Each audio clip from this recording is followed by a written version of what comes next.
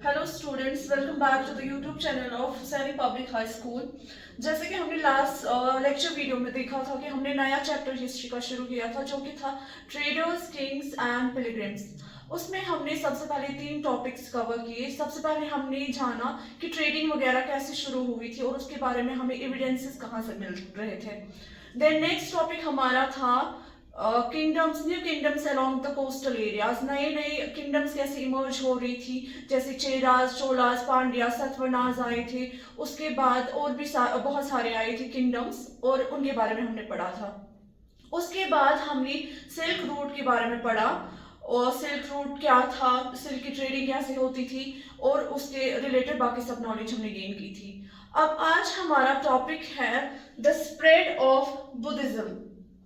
आज हम पढ़ेंगे स्प्रेड कैसे हुआ। जैसे हमने देखा कि बहुत सारे ट्रेडर्स यहाँ आए थे, तो उसके साथ साथ जैसे ट्रेडिंग फ्लरिश हो रही थी हमारी कंट्री में, उसके साथ साथ क्या हो रहा था, रिलीजियस जो रिलीजन था वो भी काफी ज्यादा फैल रहा था। डिफरेंट रिलीजन्स को फॉलो करते थे डिफरेंट किंग्स, तो उसी के रिगार्डिंग हम पढ़ेंगे, लेकिन मेनली हम फोकस करेंगे बुद्धिज्म रिलीजन के बारे में।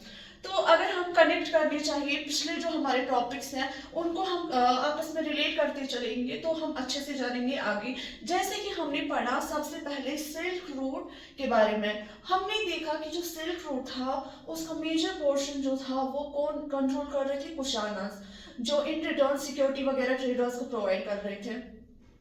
तो कुशानास के बारे में जब हमने पढ़ा उनमें सबसे इंपॉर्टेंट रूलर था एक जिनका नाम था कनिष्का। कनिष्का सबसे इंपॉर्टेंट रूलर माने जाते हैं।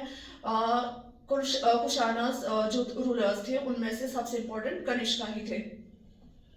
ये जो कनिष्का थे ये काफी ज्यादा इन्फ्लुएंस थे बाय द बुद्धिस्ट आइडियोलॉजी। जो बुद्धिज्म रिलीजन के प्रिंसिपल्स वगैरह थे उनसे काफी ज्यादा इंस्पायर्ड थे और ये उसी रिलीजन को आगे और फैलाना चाहते थे।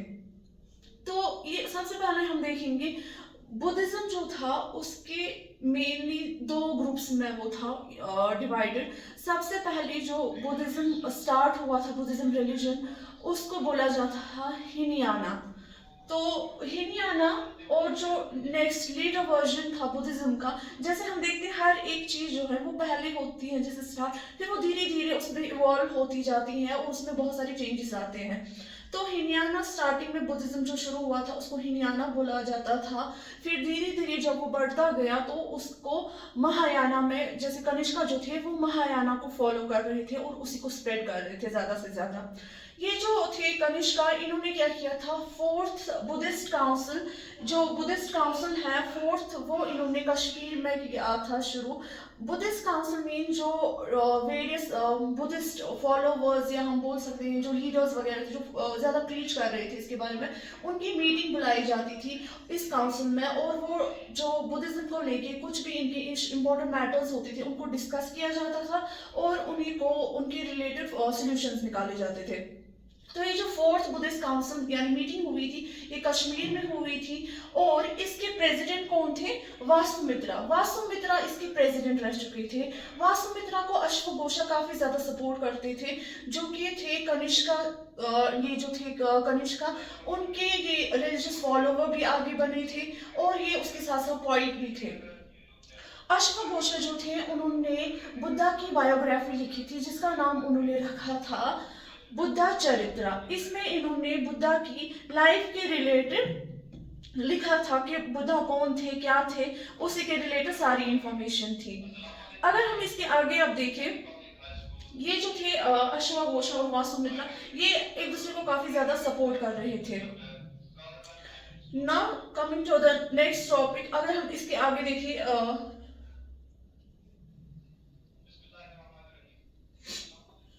अश्वघोषा जो थे इन्होंने और क्या किया था शुरू, इन्होंने संस्कृत लैंग्वेज पे भी काफी ज्यादा फोकस किया था, ये संस्कृत लैंग्वेज में लिखने लगे थे। नाउ दो ये जो हमने देखा कि पहले हीनयाना था उसके बाद था महायाना, तो मेजर 2 डिफरेंसेस थी इन 2 सेक्ट्स में। जैसे हम देखते हैं हर एक रिलीजन में डिफरेंट सेक्ट्स होते हैं, वैसे बुद्धिज्म में भी डिफरेंट 2 सेक्ट्स थे, एक Hinayana and the next one was Mahayana.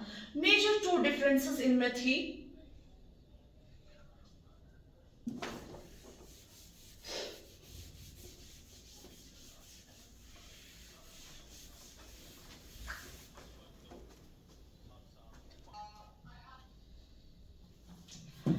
जैसे कि मैंने बताया हीनयाना और महायाना में दो डिफरेंसेस थी। तो ये दो डिफरेंसेस क्या थी? सबसे पहली बात, हीनयाना वाले जो थे उनका मानना था कि ये जो लॉर्ड बुद्धा थे वो भी एक नॉर्मल पर्सन ही थे जो कि इस धरती पे आए थे। देन उन्होंने क्या किया था? एनलाइटमेंट प्राप्त की थी। और उनके अंदर काफी, वो कैसे उन्हें प्राप्त की थी? उनकी गुड डीड्स की वजह से। वेयर जो महायाना वाले थे उनका मानना था कि नहीं जी, ये जो लॉर्ड बुद्धा है वही गॉड है। वो नहीं बोलते थे कि ये एक इंसान है नॉर्मल और इनमें एनलाइटमेंट प्राप्त, वो बोलते थे नहीं ये गॉड ही है। उनका यही मानना था। और क्या डिफरेंस थी इनमें? ये जो हिनयाना वाले थे इनका मानना था कि ये नहीं दिखाते थे, जैसे हिनयाना वाले क्या थे, ये लॉर्ड बुद्धा के लिए कोई भी स्कल्पचर्स वगैरह नहीं बनाते थे, बल्कि ये क्या करते थे, ये दिखाते थे थ्रू सिंबल्स। सिंबल्स के थ्रू ये बताया करते थे कि लॉर्ड बुद्धा है। जैसे कि तो ये जो हिनयाना वाले थे ये डिफरेंट साइंस एंड सिंबल्स का यूज करते थे लॉर्ड बुद्धा को रिप्रेजेंट करने के लिए, जैसे कि पीपल ट्री का यूज करते थे। तो आप देखते हैं बहुत सारे ऐसे स्कल्पचर्स भी बने हुए हैं जहाँ पे खाली पीपल ट्री बनाया गया होगा, नीचे उसके कुछ भी कोई स्टैचू वगैरह नहीं होगा। तो दैट मीन्स वहां पे वो क्या कर रहे हैं? रिप्रेजेंट लॉर्ड बुद्धा को। वेरस अगर हम महायाना वालों की बात करें, उनका क्या था? महायाना वाले जो थे वो डायरेक्ट स्कल्पचर्स बनाने लगे थे। मेनली मथुरा में बनाए जाते थे स्कल्पचर्स, या आर्ट ऑफ स्कूल जो मथुरा में था और तक्षशिला यूनिवर्सिटी वहां पे भी बनाए जाते थे different sculptures of lord Buddha. Hinayana जो है सेक्ट, उसको थेरावाद बुद्धिज्म भी बोला जाता है। ये तो थी पहली डिफरेंस इनमें, हिनयाना और महायाना सेक्ट्स में यही डिफरेंस थी। यानी एक स्टैचूज वगैरह बनाते थे, स्कल्पचर्स बनाते थे, दूसरा जो था वो स्कल्पचर्स नहीं बनाते थे बल्कि वो साइंस एंड सिंबल्स के थ्रू दिखाते थे लॉर्ड बुद्धा की प्रेजेंस। सेकेंड डिफरेंस इनमें क्या था? सेकेंड डिफरेंस था बोधिसत्व को लेके इनका डिफरेंस ऑफ ओपिनियन था। बोधिसत्व मीन्स, बोधि मीन्स लॉर्ड बुद्धा, वेरस सत्व मीन्स एलिमेंट। इनका मानना था जब कोई पर्सन मेडिटेट करता है तो उसमें क्या है? एलिमेंट ऑफ गॉड आ जाता है, एलिमेंट ऑफ लॉर्ड बुद्धा आ जाता है। ये था हिनयाना वालों का, और हिनयाना वालों का कॉन्सेप्ट। वो और क्या बोलते थे कि जिसके अंदर ये बोधिसत्व एलिमेंट आ जाता है वो उसको फिर आगे की अपनी लाइफ जो है आइसोलेशन में ही बितानी है, पीस में रहना है और वहां पे मेडिटेट करते जाना है। वेरस अगर हम बात करें महायाना वालों का, इनका कॉन्सेप्ट क्या था? इनका कॉन्सेप्ट ये था कि अगर किसी इंसान में बोधिसत्व आ चुका है, यानी उसमें लॉर्ड बुद्धा की एनलाइटमेंट आ चुकी है, उसका एलिमेंट आ चुका है, तो उसको आइसोलेशन में रहने की कोई जरूरत नहीं है, बल्कि वो क्या करेंगे? वो वर्ल्ड में रह के ही क्या करेंगे? दूसरे लोगों को टीच करेंगे बुद्धिज्म के प्रिंसिपल्स के बारे में, और बुद्धिज्म को और ज़्यादा प्रीच करना शुरू कर देंगे और उसको फैलाना शुरू कर देंगे।